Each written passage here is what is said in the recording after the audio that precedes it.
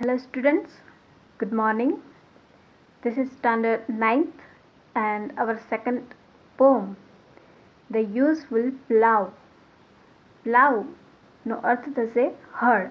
Useful એટલે ઉપયોગી એવું, તો ઉપયોગી હળ. આ પોમની અંદર અહીં વાત કરી છે ગ્રામ્ય જીવનની, કે લોકો સાદગીમાં પણ કેટલા સરસ રીતે ખુશ રહી શકે છે, સંતુષ્ટ રહી શકે છે અને મોજ મજા કરી શકે છે.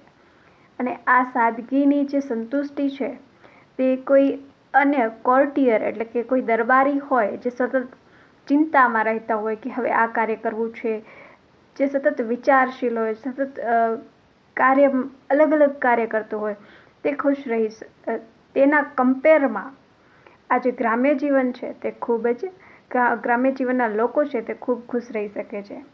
તો આવું આપણે So let's start poem The Useful Plough. First we are just reading this.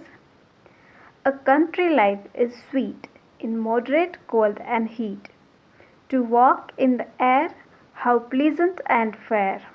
In every field of wheat, the fairest of flowers adorning the bowers. And every meadow's brow, so that I say no courtier may compare with them who clothe in grey and follow the useful plough. They rise with the morning lark and labour till almost dark. Then folding their ship, they hasten to sleep. Next morning is singing with birds that are singing. On each green tender puff, with what content and merriment their days are spent, whose minds are bent to follow the useful plough. This is an old song. Now let's take its analysis. And a country life is a sweet in moderate cold and heat. To walk in the air, how pleasant and fair. So here is a rhyming words also. A country life is sweet. Country life એટલે ગ્રામ્ય જીવન. ગ્રામ્ય જીવન છે તે કેટલું sweet છે, મધુર છે. કેવી રીતે? In moderate cold and heat, to walk in the air, how pleasant and fair. એટલે કે in moderate cold in heat, ત્યાં કોલ્ડ એટલે કે ઠંડી અને હીટ એટલે કે ગરમીની ઋતુ, તે બંને તે મોડરેટ જ છે, એટલે કે અતિશય નથી, મતલબ મધ્યમ સ્તરનું છે. And two walk in the air, અને આ ખેતરના પવનો છે ત્યાં ચાલવું, આ હવામાં ચાલવું, તે હાઉ પ્લીઝન્ટ એન્ડ ફેર, કેટલું આનંદદાયક છે, કેટલું સુંદર છે. ફેર એટલે સુંદર, પ્લેઝન્ટ એટલે આનંદકારક. ઇન એવરી ફિલ્ડ ઓફ વીટ, અને આ જે વીટ્સના એટલે કે ઘઉંના જે ખેતરો છે તેની અંદર ચાલવાનું ખૂબ જ આનંદદાયક અને સુંદર છે. The fairest of flowers adorning the bowers. Fairest of flowers એટલે કે આ તાજી હવામાં તેમને ખૂબ જ આહલાદક ફરવું ગમે છે. અને ફેરેસ્ટ ઓફ ફ્લાવર્સ એટલે કે સૌથી સુંદર ફૂલો. ફેરેસ્ટ એટલે કે સુંદર. ફેરેસ્ટ ઓફ ફ્લાવર્સ સૌથી સુંદર ફૂલો. એડોનિંગ ધ બાવર્સ. બાવર્સ એટલે કે લતાકુંજ, જે વેલા હોય તે.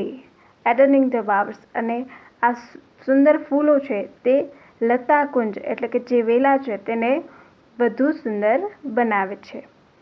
એન્ડ એવરી મીડોઝ બો, સો એવરી મીડો એટલે થશે ઘાસના લીલાછમ જે મોટા મેદાનો હોય તે. સો એન્ડ એવરી મીડોઝ બ્રો, અને ઘાસના મેદાનની કિનારી, તો તેને એડ ઓન કરે છે, વધુ સુંદર બનાવે છે. કંઈ અહીંયા એલિમેન્ટ્સ, ઓબ્જેક્ટ્સ આપ્યા છે કે બાવર્સ છે, ફ્લાવર્સ છે અને આ મીડો છે, તે બધું જ આ વાતાવરણને ખૂબ સુંદર બનાવી રહ્યું છે. સો દેટ આઈ સે, અને ત્યારે આ પોએટ છે એ કહે છે કે તેનાથી હું કહી શકું. સો દેટ આઈ સે no courtier may compare with them who clothe in grey. એટલે કે કોઈ કોર્ટિયર સાથે તેનું જીવન છે એ સરખાવી શકાય નહીં. કેમ કે with them cloth in grey, જે ગ્રે કલરના આવા, ગ્રે એટલે અહીંયા વાત કરી છે જૂના પુરાના, બરાબર, કે જૂના પુરાના જે કપડાં પહેરે છે તેના જીવનને કોર્ટિયરના જીવન સાથે સરખાવવું તે તેને યોગ્ય લાગતું નથી. કોઈ રાજ દરબારીની તુલના એમની સાથે કરવી એ અશક્ય છે, કેમ કે આ લોકો કેટલા ખૂબ જ સુંદર રીતે પોતાનું જીવન જીવે છે. In the next, they rise with the morning lark. આ લોકો છે એના ગ્રામ્ય જીવનની વાત કરે તો એને રૂટીન દેખાડ્યું છે. they rise with the morning lark. Morning તે સવારના ઉઠે છે. with morning lark. લાર્ક એક પક્ષી છે જે આપણે અહીંયા કોયલ હોય એ બોલે તો આપણને લાગે કે સુંદર ગીત ગાય છે, તો તેવી જ રીતે લાર્ક એક પક્ષી છે જે બોલે તો એનું અવાજ છે તે ખૂબ સુંદર લાગી રહ્યો હોય. And labour till almost dark. અને આ ખેડૂતો છે, સવારના લાર્ક પક્ષીના ગાયન સાથે તે જાગે છે. એન્ડ લેબર ટીલ, લેબર એટલે મજૂરી કરવી. સો લેબર ટીલ ઓલમોસ્ટ ડાર્ક. અને ઓલમોસ્ટ ડાર્ક સુધી એટલે કે અંધારું થાય ત્યાં સુધી, સૂર્ય અસ્ત થાય ત્યાં સુધી સખત મહેનત, સખત શ્રમ, પરિશ્રમ કરતા હોય છે.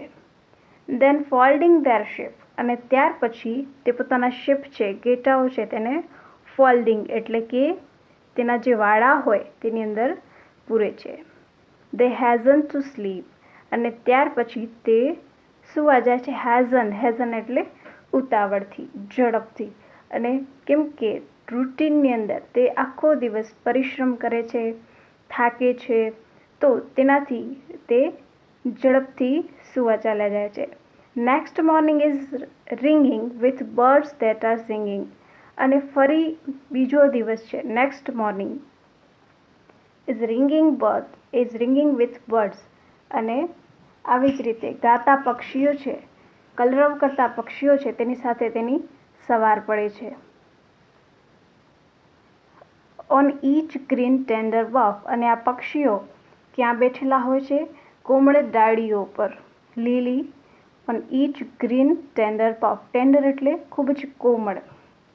બફ એટલે જે ડાળીઓ, વૃક્ષની ડાળીઓ હોય તેને કહેશું bough. With what content and merriment. અને કેટલા કન્ટેન્ટ એટલે કે સંતુષ્ટ હોય તેવા, કેટલા સંતોષ અને આનંદથી the days are spent. અને આવી જ રીતે સંતોષ અને આનંદપૂર્વક તેમના દિવસો છે એ પસાર થાય છે. whose minds are bent. અને તેના માઇન્ડ છે, મગજ છે, તે એક જ દિશામાં વળેલા છે કે તેમને સખત પરિશ્રમ કરવો છે. to follow the useful plow and their minds bent to follow the useful plow. અને તેના મન છે, મગજ છે, ફક્ત હળ ચલાવવામાં જ મગ્ન છે. So say it's a glossary. Bower means support for climbing plants. Adorning એટલે કે વધુ સુંદર બનાવવું, બ્યુટિફાઈંગ. Meadow એટલે કે filled with green grass એટલે ઘાસનું મેદાન થશે. Then buff એટલે large branch of a tree, ડાળી. Merriment એટલે fun, મજા, ગમત. So let's see it's a true false. C1. C here means comprehension. 1. State whether the statements are true or false. The poem is about life and the countryside. This is true. It is a farm life and countryside. The village life is unpleasant. Pleasant એટલે આનંદકારક અને unpleasant એટલે જે ખુશી ન આપતું હોય, નાખુશ. The village is pleasant, so this is false. The farmers in countryside એટલે ગ્રામ્ય જીવનની અંદર, ગામડાની અંદર. The farmers in countryside are unhappy with the hardships in farming. Farming કરવાની અંદર જે હાર્ડશિપ્સ મુશ્કેલીઓ તેમને ન ગમતી હતી. This is false because they like to work in farm. Ploughing એટલે કે હળ ચલાવવું. Ploughing is an act of satisfaction for farmers. Farmer માટે પ્લાવિંગ કરવું તે એક સંતોષકારક સેટિસ્ફેક્શન વાળું વર્ક હતું, એક્ટ હતું. So this is true. This is false. So complete this in your textbook. Next question. Answer the question in brief. ડિટેલની અંદર આ ક્વેશ્ચનના આન્સર છે તમે આપશો. How long do the farmers work in their field?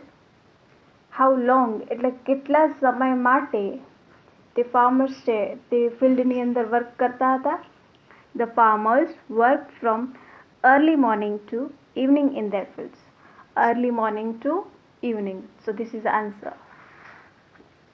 Next question is, how does the poet describe the country life in the poem? આ પોમની અંદર country life ને કઈ રીતે describe કરી છે? So according to the poet, country life is sweet. It is moderated and the air is pleasant and clean. Fields are filled with the crops and there are trees and flowers all around.